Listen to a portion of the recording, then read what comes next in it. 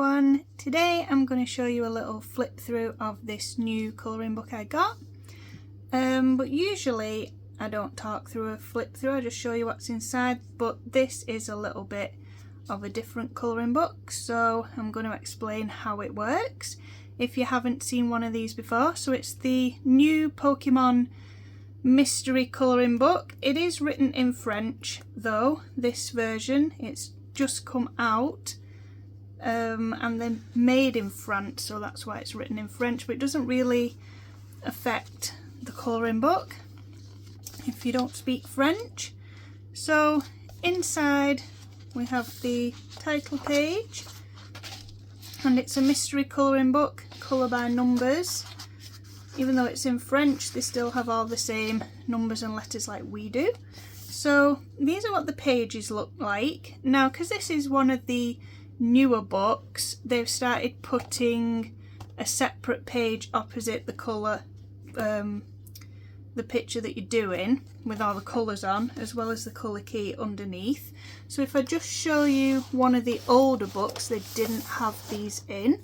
This was the Princesses one, which didn't come out that long ago, but the Princesses one doesn't have that in it. So that seems to be a new addition to the books. So flipping through, there's not much to see because it is a mystery, and you'll only know what the picture looks like once you start colouring it. However, some of the pages, most of them are single-sided if you don't count that. Some of them though are double pages. Now, as those new colour keys are a new thing, on the double pages they don't have one of those colour keys. They do still have the colours all along the bottom.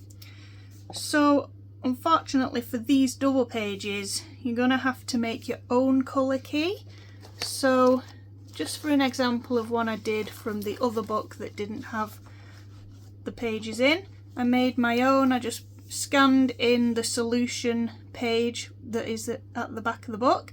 I just thought that that looked nice, printed that out, so I knew which picture I was doing, knew how it would turn out if I followed all the colours, and then I just did my own little chart, the key, the pen number I was using, and a little colour swatch. And I did that before I started colouring, so that I was happy with all the colours before I started the page. Just because if you start colouring and you use your darkest blue and then discover that there's an even darker blue later on, you're going to be a little bit stuck. So I like to get all my colours sorted before I start. So in the book, they're all mysteries. You don't know what you're colouring until you get going, but there is at the back the solutions page that shows you what they will all turn out like. So these show all of the pictures that you will find in the book, so we can have a little flip through of those. They're all the Pokemon characters and they're nice and colourful, and there's about 40 of them to do. So they're all the pictures you will be getting. Oh, there's 50 pictures to do. In the back there is a tracker, so you can tick off the pages that you've done. That's a new addition, because also at the back of the book, which I only just discovered in the other book, is a tracker under this little flap. So going back to the front of the book, these new colour reference pages that they've put in, what they have given you are extra boxes. So if you want to match up your green, you can test all the greens that you have, and then the closest one to this one you can put at the end, write the pen number in there. But because I've been using my already colour swatched pens, and I've been using Languo pens, and I made a colour chart. There's a video also on my YouTube all about the Languo pens and how they work and testing them and all that. So I did this colour chart with them, so I don't need to swatch them. I coloured them near the edge so I can put the edge right up to the colour chart and then pick the colours, whatever is most similar. So I found that easier to do if I colour right up to the edge on these swatches. So I've already, for this first one, wrote in all the colours, the numbers of the pens that I want to use, and then when I get started and I pick all the pens out, I'll do a little colour swatch in each of those boxes. So I don't really need the rest of these to colour swatch, but if you haven't done one of these charts, that is handy for you to swatch the colours in here and pick the best one.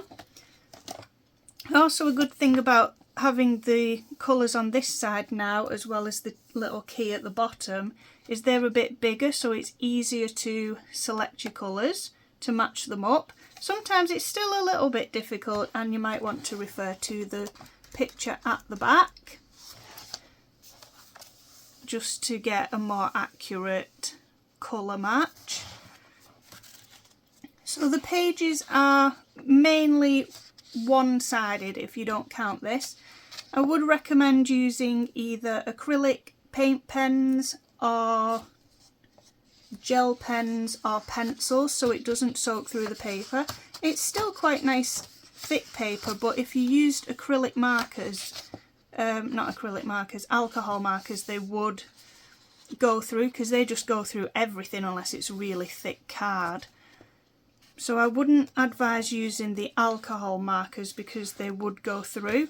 But if you did want to use them and you weren't bothered about ruining this colour sheet on the back, then you can do, but they don't quite cover the little lines and symbols either.